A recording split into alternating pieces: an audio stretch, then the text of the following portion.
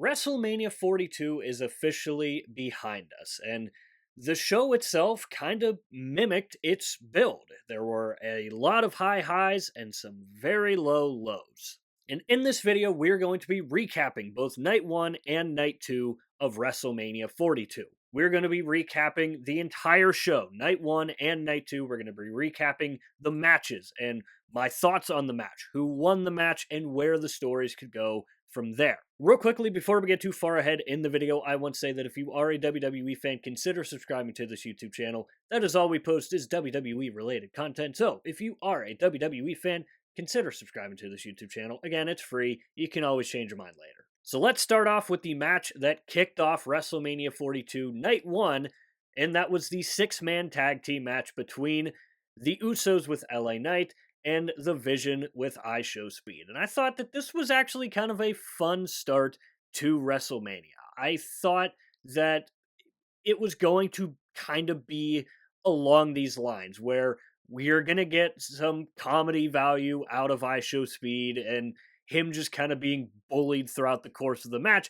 I do think it was kind of interesting that they started off with IShowSpeed. And I thought Speed did a pretty good job in the match as well. I thought he looked really, really good. He got to showcase off his athleticism, and I thought he looked pretty good. And I feel like if he can continue to work in the ring, they might be able to bring him back in the future. Now, I did have the Vision winning because I thought that WWE was going to give the win to their tag team champions, but you can't bet against the Usos and LA Knight. So, with them winning, it is what it is. I don't necessarily know where the story goes from there.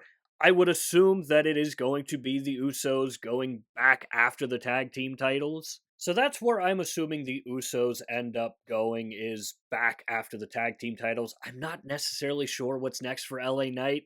Maybe we see him going after Money in the Bank, maybe King of the Ring, maybe something along those lines. I'm not really sure with him. But the match itself, again, I thought it was a okay start to WrestleMania. It provided some good laughs and all that, but it never really set the tone like the opener for Night 2 did. We had Jacob Fatu defeating Drew McIntyre in an unsanctioned match. And this match, it was fun. It was an okay match, but for an unsanctioned match, I wanted to see something a little more violent, a little more vicious. And don't get me wrong, it was plenty violent and vicious, but I felt like they could have done a little bit more. Like I said in my preview video, I wanted to see something along the same lines of what we saw between Drew McIntyre and CM Punk's Hell in a Cell match. That's kind of what I wanted, and I don't necessarily think we got that with this match. I also didn't necessarily care for Drew McIntyre being spooked by the toolbox. Like, I understand the backstory there with the toolbox and CM Punk's match in Hell in a Cell, but it was kind of weird seeing him spooked by it a little bit. Like, again, I understand it, but I just didn't really feel like it fit in that style of match. Again, the match itself was a fine match. It was a entertaining match, and it was violent and vicious like I wanted, but I just felt like it could have been more. And given the build for this match, I really did think that we were going to get something just extremely violent. Like, Jacob winning makes the most sense. I'm not necessarily sure what's next for either Jacob or Drew at this point. Next, we had the Fatal 4-Way Women's Tag Team Championship match where we had the Bellas win with Paige. That's right, Paige returned to the WWE to replace Nikki Bella, who is unfortunately still injured, and so she took that spot and teamed up with Brie Bella, and they ended up winning the tag team championship match. And the beginning of this match was okay. They were really, really building for that hot tag from Paige, and when Paige got in there, she looked really, really good, I'm not going to lie. And the entire match, I thought was good from all four of the teams. I thought all four teams got their moment to shine and look really, really good. All four teams looked good. There really wasn't a weak link in this match at all. I wasn't necessarily a big fan of how the match ended. I feel like that could have been done a little bit better. But with Paige and the Bellas carrying the tag team titles now, Not sure what's next. Not sure where this is going to go. I'm assuming that given how the match ended, we are probably going to get something between them and Charlotte Flair and Alexa Bliss. Again, just given the interference that took place that led to the finish.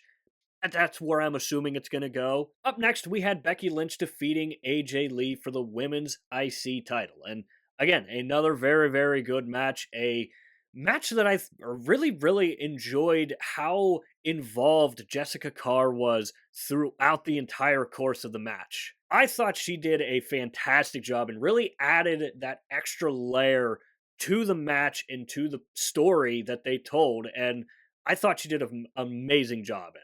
Becky Lynch winning, I think, is the right call. Again, with AJ not being here on a week to week basis, Becky Lynch is. Now, my hope is that we do get some new blood into this division and we can start building it back up where it looked like we were going to when Lyra had the title. So the match was fine.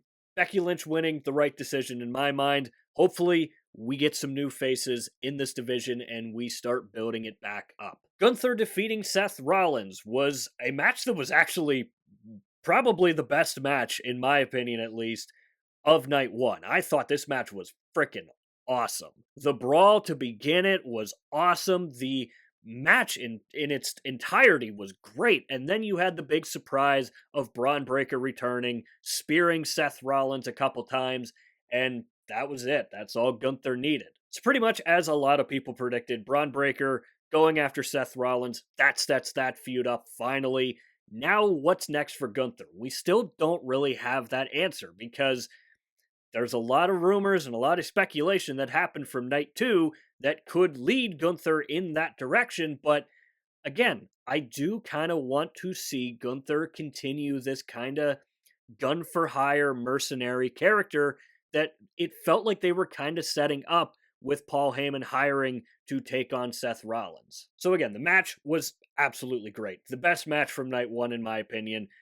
We know we're going to get Braun versus Seth now. Thank you so much for that because it's something that we wanted to see for a long time and we are finally getting to see it now. It does kind of stink that it's not going to be for WrestleMania anymore, but it still is going to be a fun feud. Up next, we had Liv Morgan winning and defeating Stephanie Valkyr for the Women's World Championship. A match that should have been a lot longer. This feud was one of my favorite feuds from WrestleMania 42, and it really kind of stunk seeing how short that match was because they could have done so much more in that match. They really could have. And look, we knew that the Judgment Day was going to get involved in some sort of way in this match. With them having that big of an impact on the match, it is what it is. Again, I knew that they were going to be in there somewhere. It was just a matter of how big of an impact they were going to have. Now, with Liv winning, my hope is that we start planting the seeds for her versus Raquel Rodriguez. I want to see Liv carrying the title for a little bit, a couple months, maybe till SummerSlam, somewhere around there. We get her in some little feuds here and there. And then as we go along, we start planting the seeds for Raquel Rodriguez's babyface turn. And we finally get that feud that has been talked about a little bit amongst the WWE universe, something that we want to see. And it was kind of looking like last night was kind of the first little seed planted because the way Raquel was looking at Liv and at that title, maybe, just maybe, planted the first seed for that feud to start. And then the main event of night one, which saw Cody Rhodes win and retain against Randy Orton. Wow, where do I even begin with this? Pat McAfee being involved immediately just completely sucked me out of this match. But I do like the fact that we were able to get Pat out of the way early and we were able to just have a one-on-one match between Cody and Randy. And Cody kind of dominated Randy for most of that match. Like, I was kind of surprised with just how on the attack Cody was. Now, what I did find interesting was Cody Rhodes being booed still throughout the entirety of that match, which is something that I wasn't expecting. I was expecting people to boo Randy because he was associated with Pat McAfee, but the more I thought about it, the more it made sense because we saw Pat taken out early. But we saw Cody start using some of those heel moves again, the low blow, taking advantage of Randy, kind of being distracted a little bit. That's a couple times now that we've seen Cody do that, and given how this match ended, with Randy Orton turning on Pat McAfee, sending Pat away for a very long time, unless he comes back on commentary, which is what it is at this point. Now, the end of this match really felt like it was a reset, and WWE kind of course corrected what had happened in this build, because it does feel like now we are going to get a proper one on one feud between Cody and Randy. It should have been already at WrestleMania, but unfortunately, that's not the world that we live in. So it does look like we are going to get Cody Randy one more time, and I was thinking that maybe they were going to do things a little bit different and have Cody be the heel, have Randy be the babyface, because, again, Cody was booed throughout the majority of this match. People still want to see Randy Orton win, so I'm curious to see what we could get here. I don't think for a second we're going to see a Cody Rhodes heel turn, but could be interesting if it does. And then that takes us to night 2, where night 2 started off with Brock Lesnar versus Oba Femi, where we saw Oba Femi win. And I love how they did this match. Oba starting off hot, Brock kind of trying to collect himself a little bit before kicking it into gear and hitting suplex after suplex after suplex on Oba Femi, but Oba Femi taking him like a champ. He didn't necessarily no sell them because he was selling, but it was that little struggle that we saw for him to get up to his feet that I think really, really helped Oba and really enhanced his character, showing that he's not this unbeatable monster, but he's not gonna go down easy. But again, Oba taking him like a but again, Oba taking the suplexes like a champ, and then getting up, hitting Brock Lesnar with the choke slam, and then with the fall from grace,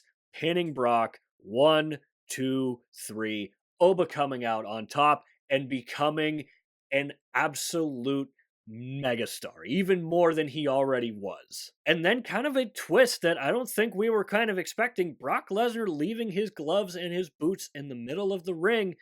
Maybe Brock is done. I don't know yet. We're going to have to wait and see what he's going to say on Monday Night Raw, because he is advertised for Monday Night Raw. So what I'm assuming that's going to lead into is probably Gunther, because WWE did announce that SummerSlam was going to be in Minnesota, and that is obviously where Brock Lesnar is from. So it would make sense for him to do one more match at home in front of his home crowd, and then he retires, maybe to Gunther. I don't really know yet. As for Oba Femi, who knows where he's going to go? He's going to go high, that's for dang sure. It is worth noting that he did call out Roman Reigns at the post show, so maybe he goes straight after Roman Reigns and the World Heavyweight Championship. I don't really know.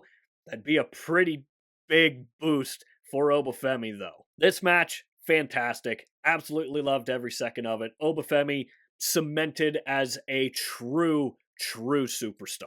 Next up, we had Penta retaining in the 6-man ladder match for the IC title. This match was absolutely insane, just like I knew it was going to be. You can't have that amount of talent in a ladder match and have it not be insanely good. Everybody got their moment to shine. You had all the high-flying guys. You had Dragon Lee, Rey Mysterio, Penta doing all their stuff. You had JD McDonough, who was looking really, really, really good. And then you had Rusev, who I thought was amazing in this match. I wasn't necessarily sure what his role was going to be in this match, but I really, really enjoyed what we got from him. And then Javon Evans opened everyone's eyes who didn't have their eyes open and showed why he's going to be one of the main corner pieces of WWE's future. He had an amazing match as well. Not quite sure where we go from here with Penta still carrying the IC title. I'm assuming it's going to be a feud with one of the guys from this match. As for who that is, I'm not really sure. Maybe we get something between him and Rey Mysterio before Rey retires. That'd be kind of cool. That'd be fun. I'd be down for that. Maybe that's what we get. Maybe it's not. Then we had Trick Williams defeating Sami Zayn and becoming your new United States champion. And this one was great. This was a fun match. Wasn't anything crazy, but it was just a really, really good match. Like, both Sammy and Trick did an amazing job in this match. And I like how we got to see Sami Zayn go a little bit further down that heel path where we saw him take out Lil Yachty. We saw him kind of taunting Trick in front of his parents. And I'm not going to lie, heel Sami Zayn was kind of working on me for a little bit. But having Trick win, maybe surprising, maybe it wasn't. I had Sammy winning and retaining because I thought that they were going to really drive home this heel turn from Sami Zayn. I still think they did that and had Trick win, so I'm okay with it at the end of the day. What we're going to get out of Trick Williams next, still yet to be seen. I'm assuming we're going to end up getting him and Carmelo Hayes at some point, and you guys know me. I'm all on board for that feud to start back up again. Then we had the Demon Finn Balor defeat Dirty Dominic Mysterio in what was originally just a one-on-one match that during the pre-show got turned into a street fight. And I think that that was the right call because at this point, WWE on night 2 was on an absolute tear. And this match could have been one of the down spots. And with it being a street fight, I think it kind of helped elevate it just a little bit more than what it was. And I thought this match was good. I thought this match was good. I thought it was the right amount of viciousness for a street fight, and we got some really gnarly shots with some chair shots, and the very end that set Dom up for the coup de grace on the table when he got the chair wrapped around his head, like that was violent. That was scary sounding and looking. And Finn Balor getting the win here, it's good for Finn, but I'm still going to die on the hill that it should have just been